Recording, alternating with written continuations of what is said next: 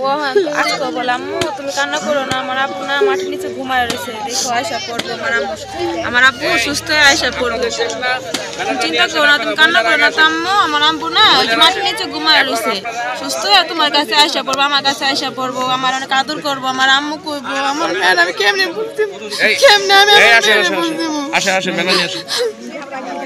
ফাঁসি চাই আর কি চাবো, আমাকে চাইবেন আর কি আছে, আমার বাইসটা তো রাইব না, আমরা জানের বদলে দাম চাই, আমরা বিচার চাই, আমরা আর কি চাবো, আমরা আর কিছু চাই না, আমাকে তার আল্লাহ কিছু দিল না।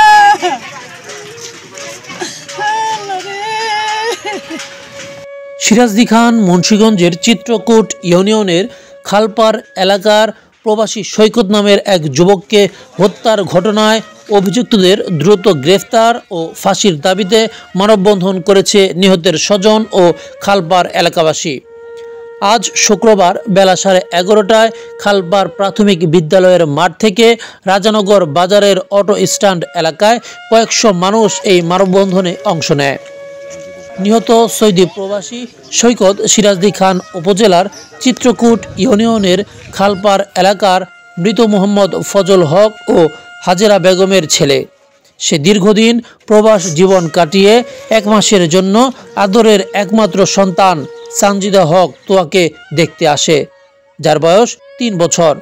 প্রবাস থেকে আসার 8 দিন পর সন্ধ্যা সৈকত খালপার মধ্যপাড়া ব্রিজে একা পেয়ে নির্মমভাবে আহত করে, এতে তার মাথা, বুকের হাড় ও পা ভেঙে ফেলে। সেদিন দুর্বৃত্তরা তাকে সেখানেই রেখে যায়। এরপর সেদিন সেখান থেকে তার পরিবার তাকে উদ্ধার করে। এরপর পপুলার হাসপাতাল ও এরপর ঢাকা মেডিকেল হাসপাতালে ভর্তি করা হয়। এ সময় সে তার পরিবারের কাছে তার আহতের সাথে জড়িতদের নাম প্রকাশ করে যান। এর দীর্ঘ 12 দিন লাইফ সাপোর্টে রাখার পর তার লিভার, হার্টসহ ব্রেনের নানান সমস্যা দেখা দেয়।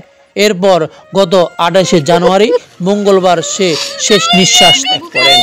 এরপর আজ শুক্রবার মানববন্ধনে উপস্থিত সৈকতের মা হাজেরা বেগম বলেন, দুই বন্ধুর সাথে বাইরে এসে পরে ব্রিজের উপরে হুন্ডা নিয়ে বসে রয়েছে, মোবাইল টিপতেছে, এক বন্ধু পেশাব করতে গেছে, আরেক বন্ধু গেছে বাসায় বাড়ির খাওয়ার লিগে কি জানি আনছে ওই দিতে। এই ফাঁকে ওরা যায় ওরে ওই তো মোবাইল টিপতেছে, হুন্ডায় বসে দেখেও নাই, পিছনটা যায় 6-7 জনে মিলে দাও নিছে, কেউ কুড়াল নিছে, কেউ ছুরি নিছে, এই নিয়ে লাঠি নিছে, বাইরে টেরা ফেলাই দিছে। কুড়াল একজনে মিন্টুর হাতে থেকে কুড়ালটা টান্দা নিয়ে দৌড় দিছে। তারপরে কাদির, স্বপন, পলাশ, শিহাব ওরা করছে কি মাথায় আর বাড়ি দিয়ে ফালাই দিছে। ফালানোর পরে আওলে জলে বাইরে এসে আর ওই উঠতে পারে নাই। আমি খবর পাই আর গাড়ি দিয়ে মেডিকেল নিয়ে গেছি। মেডিকেল নেওয়ার পরে সারা রাস্তা আমার সাথে কথা বলতে বলতে গেছে, মা ওরা আমার এইভাবে মারছে, এইভাবে মারছে, ওরা এই 7 জনে আমার এইভাবে কুবাইছে, মারছে। তারপরে মেডিকেল ভর্তি করছি। পরের দিন থেকে আমার ছেলে আর কথা বলতে পারে নাই। তারপর পপুলারে নিয়ে ভর্তি করছি, ওই জায়গায় নিয়ে 10 লাখ টাকা দিচ্ছি। তারপর আমার ছেলেরে ভালো করতে পারে না, ফুসফুস, কিডনি, হার্ট সব নষ্ট করে ফেলেছে, বাইরে পাও 3 টুকরা করে ফেলেছে, পাওটা 3টা টুকরা হয়ে গেছে, কুড়ালটা বাইরে এসে খালপারে সব জায়গায় বাইরে এসে। নাতিনের মনের আশা পূর্ণ হইব, আমার বাপের প্রতিশোধ দিছে, এই কথা কইতে পারবো। আমি আর কিচ্ছু চাই না, আমি আর কিচ্ছু চাই না, ফাঁসি চাই। মানববন্ধনে উপস্থিত স্থানীয়রা আরো বলেন, নিহত সৈকত খুবই শান্ত ও ভদ্র ছেলে ছিল। তার এই অকাল মৃত্যুতে আমরা মর্মাহত। আমরা সৈকতের হত্যাকারীদের দ্রুত গ্রেফতার এবং ফাঁসির দাবি জানাচ্ছি। আমি ওর বড় বোন, আপনাদের কাছে আমার একটি আবেদন কুনতি করছি, আমার ভাইয়ের বিচার চাই।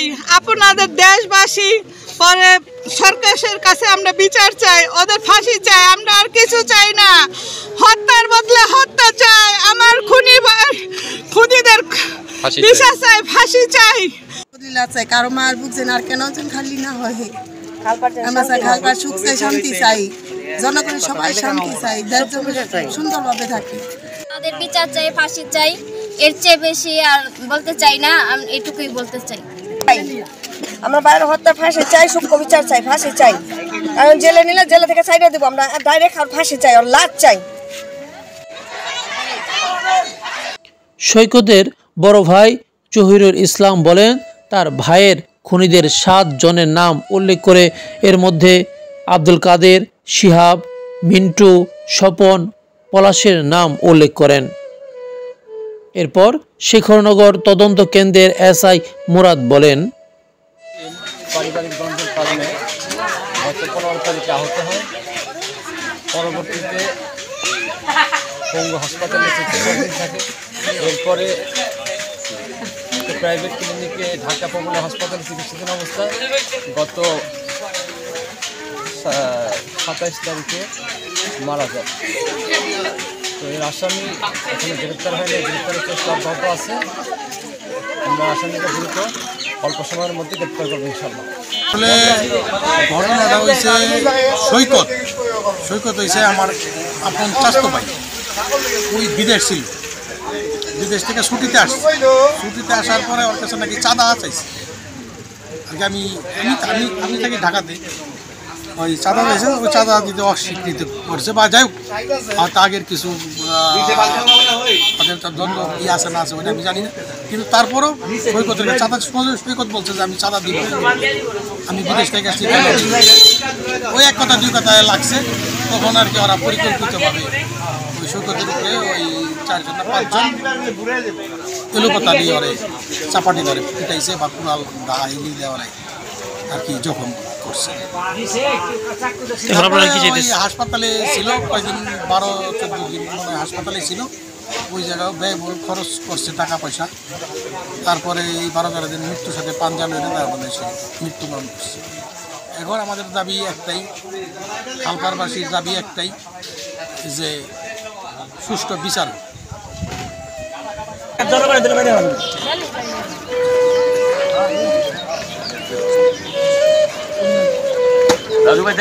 হ্যাঁ